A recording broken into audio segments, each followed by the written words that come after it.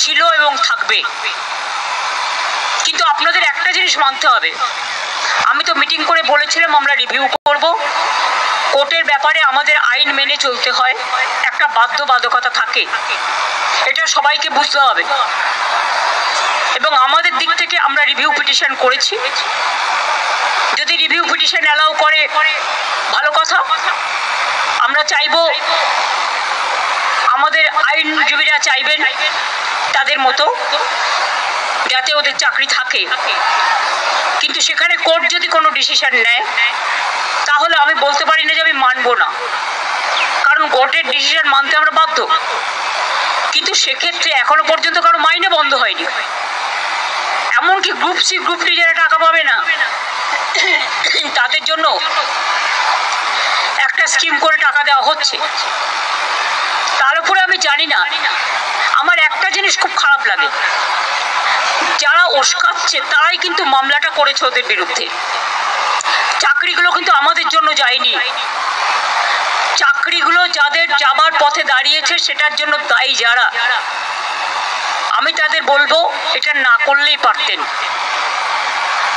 যারা চাকরি খেয়েছেন তারাই যদি আজকে নাটের গুরুরা যদি আজকে তাদের স্বার্থ রক্ষার গুরু হয়ে যায়, সেখানে আমার আপত্তি আছে।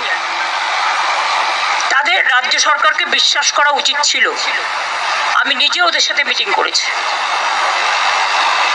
শিক্ষকদের কাছ থেকে আমরা মিনিমাম সম্মান, সৌজন্য এটুকু প্রত্যাশা করি। রাজনীতির ঊর্ধ্বে থেকে তারা সমাজকে সেবা করুন, বাচ্চাদের শিক্ষা দিন। সবাই সমান নয়, কথাও আমি নিশ্চয়ই বলবো। অনেকে কাজও করছেন, তাদের সম্বন্ধে আমাদের কোনো অভিযোগ নেই। যারা আন্দোলন করছেন তাদের সম্বন্ধে আমার কোনো অভিযোগ নেই। আমার অভিযোগ একটাই, কাউকে আটকে রাখা জোর করে যায় না, রাস্তা অবরোধ করে মানুষের ক্ষতি করা যায় না, এটা কারো কাজ নয়। এবং এতে বাইরের লোকেরা আছে, টিচারের সংখ্যা কম, বাইরের লোকের সংখ্যা বেশি। এই তো দেখছেন মেয়েরা বলছে প্রেগনেন্ট মাদার বাড়ি যেতে দিচ্ছে না। অফিসে কাজ করছে তাকে 14 ঘন্টা, 18 ঘন্টা, 20 ঘন্টা আটকে রেখে দেওয়া হয়েছে। একটি মেয়ে পরীক্ষা দিতে গেছে, পরীক্ষার্থী, সে বারবার বলেছে আমি বাড়ি যাব, আমার বাড়ির লোক চিন্তা করবে। তাকে নামতে দেওয়া হয়নি, বেরোতে দেওয়া হয়নি, এবং সে ভয়ে লাফ দিয়েছে। তার পায়ে চোট আছে, সে হসপিটালে ভর্তি হয়েছে। মনে রাখতে হবে না, আগে আমরা মানবিক মানুষ। মানবিকতাকে শ্রদ্ধা করলে তাকে ভালোবাসা যায়, তাকে সম্মান করা যায়। আমি আন্দোলনের বিপক্ষে নই, কিন্তু আন্দোলন করারও একটা লক্ষ্মণ রেখা আছে। আমার যেমন অধিকার নেই কাউকে বাধা দেওয়ার, অন্যেরও অধিকার নেই আমাকে বাধা দেওয়ার। আমি তো বলবো আপনারা এখানে না করে আইনে লড়াই করুন, আমরা পুরো সাহায্য করব। আমরা নিজেরাও তো করছি, আমাদের সাধ্যমতো আমরা করছি। আমরা তো ওদের বিপক্ষে নই।